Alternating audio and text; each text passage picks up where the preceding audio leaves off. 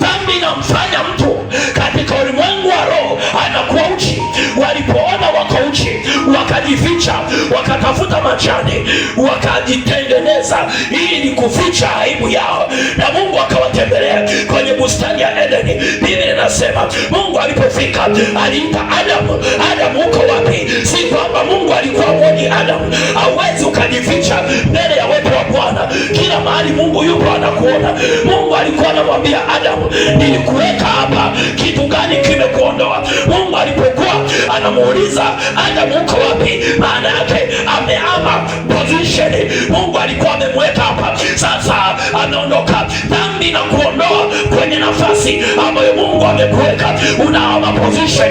Kwa hiyo Mungu anapomuuliza Adamu uko wapi, si kwamba alikuwa muone. Mungu alikuwa anamuona, alikuwa anamuuliza, nilikutengenezea aina ya maisha, kitu gani kimekuondoa kwenye hiyo aina ya maisha? Oh yes. Adamu akapeleka lawama kwa mwanamke, akasema ni huyu mwanamke.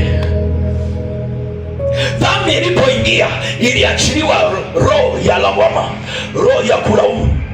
Akasema ni huyu mwanamke. Mwanamke akasemaje? Ni huyu nyoka. Hakuna mahali ambapo walitubu kama ambavyo wanadamu wanapofanya makosa wanatafuta kuhalalisha makosa.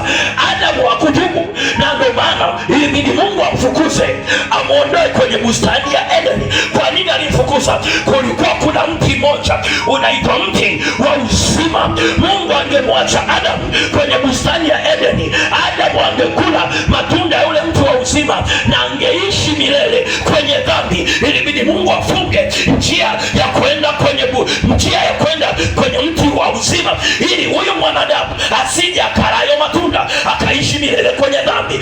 Asante Yesu. Pamoja na kwamba tulitenda dhambi, Mungu alikuwa anatuandalia mpango wa wokovu tena. Yes.